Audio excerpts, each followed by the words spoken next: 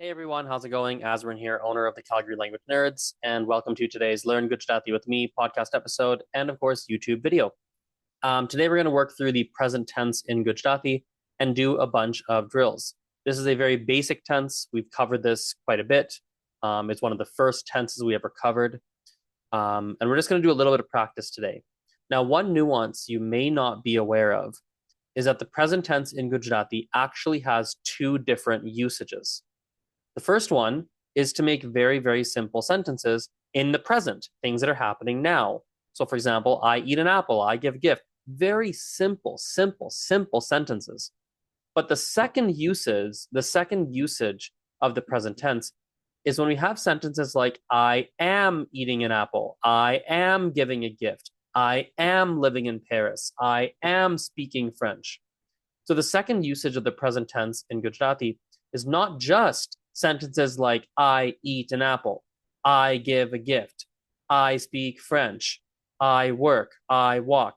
It's like I am eating an apple, I am giving a gift, I am living in Paris, I am speaking French, I am working, I am walking. So it's one tense that covers two different usages. Gujarati does have a specific grammar tense, which is called the present progressive tense.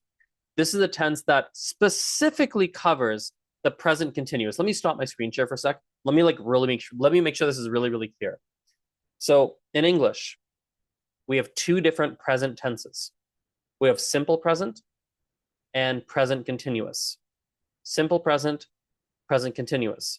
The simple present tense are generally 3 to 4 word sentences. I speak French. I walk fast. I walk my dog. I am Canadian. These like really simple, they're almost like factual statements. It's like, I am Canadian. This is a fact. I walk my dog. This is the thing I do. I'm not doing it now. I'm not walking my dog now. I'm making a Gujarati video. It's just a simple factual statement. I drink water. Am I drinking water right now? No, but I do. I don't eat meat. Am I not eating meat right now? Well, I guess technically no, I'm not eating meat, but it's just a statement of fact. It's a statement of fact. So the present tense is used for like just very basic statements of fact. Often they are statements of fact that are repetitive.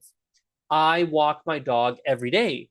I go to work every week, or I guess every day. I study Gujarati, whatever you do, maybe every 2 days. Who knows what it is? So on and so forth. I watch this TV show every Sunday. So often they're repetitive actions. But the point is, the present tense, even though it's called the present tense, it doesn't refer to things we are actually doing right now in the present. It's not really what the present tense is used for. The present tense is used for general statements of fact, and that's pretty much it. Or sometimes repetitive things you do on a weekly or on a weekly basis or daily basis, monthly basis, repetitive actions. When we talk about things that are happening literally right now, in English, we have a tense called the present continuous. For example, I am making a video right now. The sentence I am making a video and I make a video are very different meanings. I make videos every day, which is true. I am making a video now. I'm not like, you know what I mean? Like I am making is right now. I am calling is right now. It's like in the present. I am drinking water. I'm doing it now.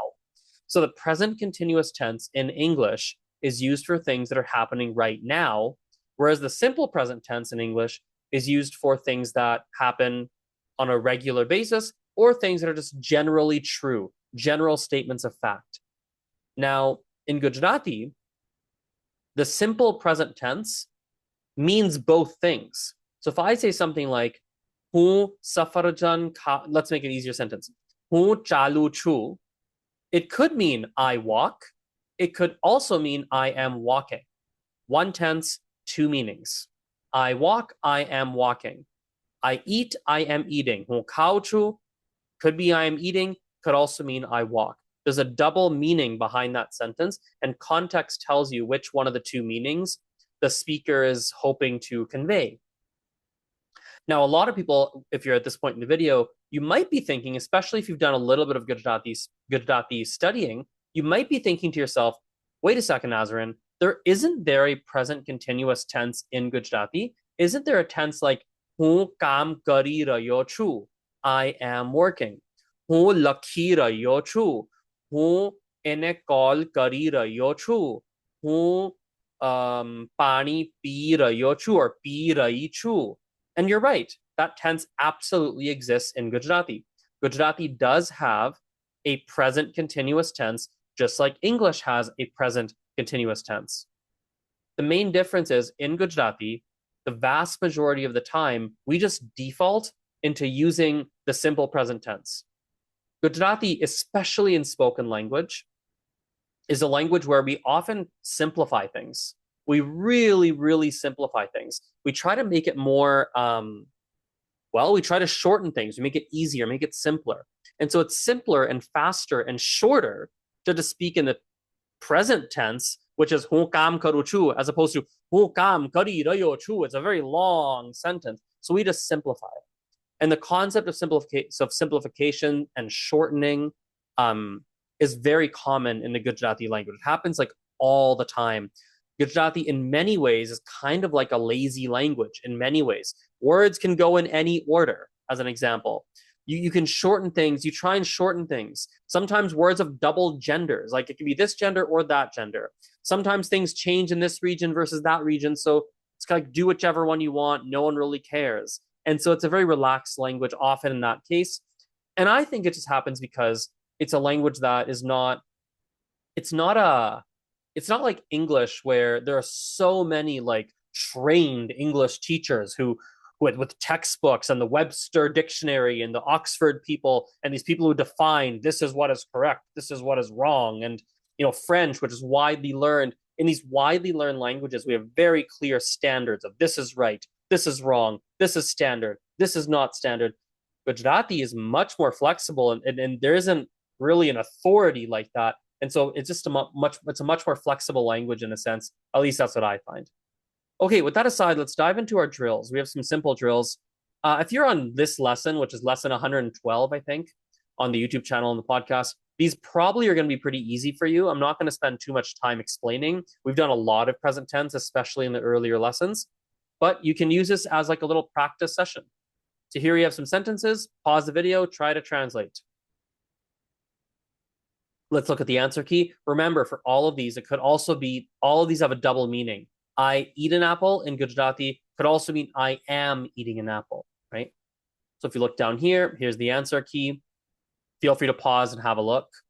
હું સફરજન ખાઉં છું, હું ભેટ આપું છું, પેરિસમાં રહું છું, ફ્રેન્ચ બોલું છું, કામ કરું છું, ચાલું છું, પોડકાસ્ટ સાંભળું છું, ગીત ગાઉં છું, ગાડી ધોઉં છું, હું તરું છું, ઊંઘું છું, ઘર વેંચું છું, કેક કાપું છું, હું જીતું છું, right? So again, should be pretty straightforward here, I think. Let's look at some practice with the tu subject pronoun. This is the informal you. So pause here. Try to do these on your own. Let's look at the answers. Pause the video. Compare your answers with what I wrote on the screen. Hai che, ape che, pre che, bole che, kare che, chale che, sambre che, gai che, dhoe che, tare che, unghe che, venche che, so on and so forth, right? Lots of tus. Let's look at the he and she's. So pause here. Try to do these drills. Let's look at the answers. Again, pretty easy. Nothing crazy going on here. Let's look at the amen apne. By the way, this one, you'll notice, some of you might have noticed already if you're really doing these with me. You may have noticed there's a couple of verbs that don't follow the rules in the way that you think they would. We're going to talk about those in just a moment. So there's a couple of verbs you may notice are like, whoa, these are like not what I expected, which we'll walk through in a sec. That they're still pretty easy, not too bad. Okay, let's look at the answers. Here they are. A little bit longer here. All right, let's keep going down. Let's look at tame. Tame is the formal word for you. Pause here, try these. Let's look at the answers. Pretty straightforward here. Nothing crazy. Okay, here's eloko, last one. And let's look at the answers. Here they are. Feel free to pause and look through. All right. So you'll notice some of the verbs here, they don't follow the rules in the way you think they would. For those that have studied a little bit of present tense. By the way, if you're watching, this is like the first video you're watching, or you haven't done a lot of present tense, please go into the grammar playlist on my YouTube channel. And in that playlist, I do go through the present tense in much more detail. It's one of the earlier lessons. I think it's like lesson 10. Like it's really far back, but just scroll through the grammar playlist. You'll find it. You'll notice that some verbs are like kai. They don't quite follow the rules. It's not kai or like gai. It's not gae. It's gaite. It is that any verb that in the infinitive form, when you take off vu, so if we write this like kavu, kavu, when I take off the vu, we're left with an a vowel. Any verb that has an a vowel, once you take off the vu, in the eloko and the e form, it's going to end in y. Kaite, gaite, what else is there? I can't think of other ones right now. There's not that many of them. But there's more. I just can't think of them now. But anyway, there's not that many, but that's what's going on there. Okay, we'll do a very, very fast recap of the present tense rules for anyone who's like new to the channel. If you're not new and this is like really easy for you, feel free to hop off now. As always, if you want to take private classes with me, there's a link in the episode description box, and you can go to my website and sign up for some private classes. If you do want to leave a donation for these lessons on YouTube and podcast, there's a PayPal link in the episode description box. Okay, for people who have not really seen much of the present tense, you're obviously still watching. Let's do a quick recap. So in the I form, you're gonna have lots of u chu endings. So like cow chu, apu chu, ro chu, bolu chu, garu chu, chalu, like all these u chu endings. For the U form, tu, right? Like you eat an apple, you give a gift. In the informal variant, we have a lot of e che, ape che, rahe che, bole che, kare che, chale che, sambre che. The only exception is we have a couple verbs like e, gai che, kai che, a couple exceptions, but generally 99.9% of the time, e che as the endings. I do realize we're going through this pretty quickly, so if you're absolutely brand new to the present tense, please go watch some of the more in-depth videos I have on it. We're just doing this relatively quickly, just as a recap today. E is exactly the same, so he and she is the same as tu. Tu and e, so you, he, and she have the same endings. Ape che, rahe che, bole che, kare che. All that changes is that we put e for he and she. We say tu for you. When we go to the ame and apre, that's we. It's a little bit different here. We're going to see a lot of ye, chie endings. Kaye chie, apie chie, raye chie, bolie chie, so on and so forth. When people talk really fast, the chie at the end might sound like che. They might shorten it and make it che. It happens when people talk fast, so don't. If you hear that, that is normal. For the you formal variant, we have tame, and we have ocho, kaocho, apocho, rohocho, bolocho, these ocho endings. And the they for eloko, you're going to notice that it's just the same as he and she, exactly the same. So he, she, you, and they have the same endings for the verbs, which is really, really nice. Cool. Nice and easy today, guys. Really easy lesson. Nothing crazy. Should be mostly review. But I'll see you tomorrow in the next lesson. Aujo. Bye.